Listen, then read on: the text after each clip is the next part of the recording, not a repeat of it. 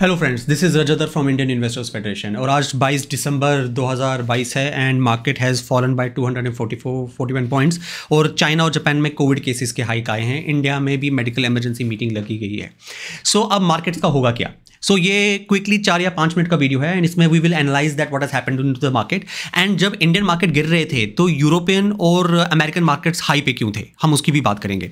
सो सबसे पहली बात, अमेरिकन और यूरोपियन मार्केट्स गिरे क्यों नहीं, वो ऊपर क्यों थे? Because financial and quarterly results उनके आए थे and American companies numbers were really good even amid recession है, इन्फ्लेशन है, सेंटिमेंट डाउन है, लेकिन इन सब चीज़ों में the companies have perform good, their financial results have been better, so that had upped the emotions and the investor sentiment in the US and UK. That is, in spite recession, हमारे financial results अच्छे आ रहे हैं। तो ये पहली बात हो गई।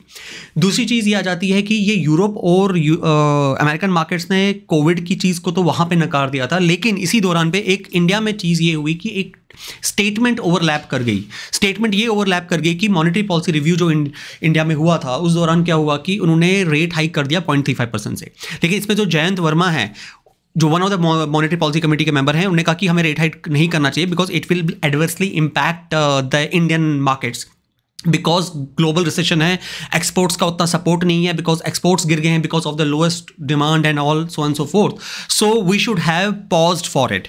सो this shows a bit of unsynchronization between the members in the RBI as far as the rate concerns are concerned.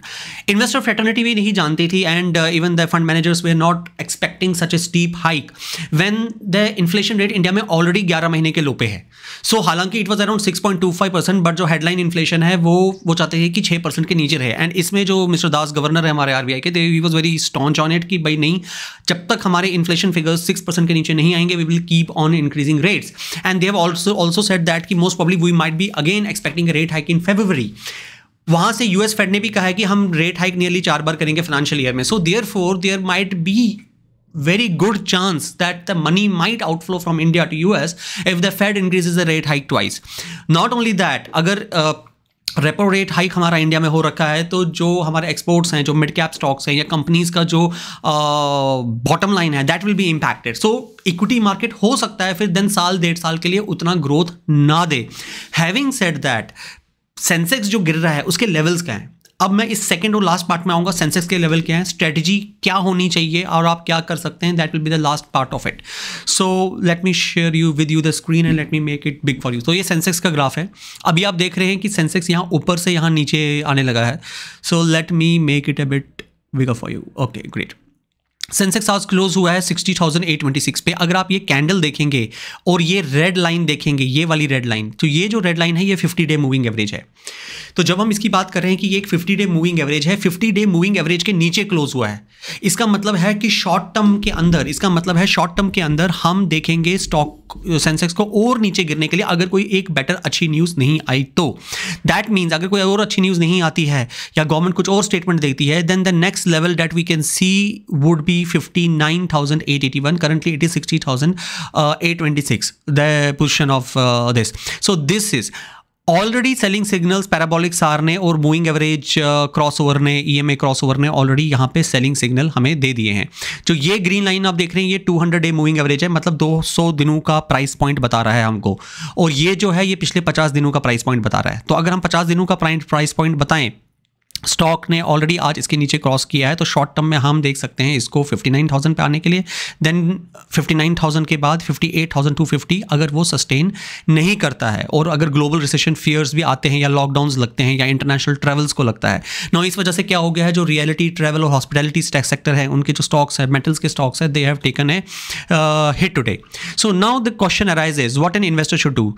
Currently Indian markets as far as all of the global markets are concerned have been considered as over valued and they are already at the top of it, and we have been advising our clients whereby there is a profit of around 15-18% on their stocks. They should be quite booking the profit on it, moving into the fixed income portfolio, and from there doing the STP again. Otherwise it will be the same story. The whole 1 year would have gone and we will be waiting for the same pattern to come back and then the no money would be made on this.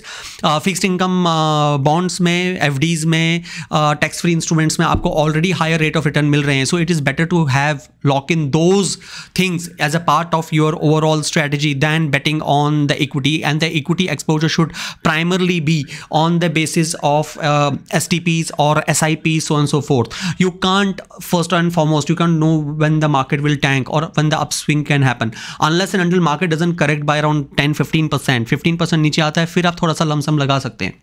मगर कहने की बात है कि अगर market already over heated है और आपका पोर्टफोलियो है, एटलीस्ट आप प्रॉफिट अमाउंट को इक्विटी से निकाल के डेट में डाल सकते हैं, वापस आप उसको एसटीपी कर सकते हैं, so that you can benefit from averaging.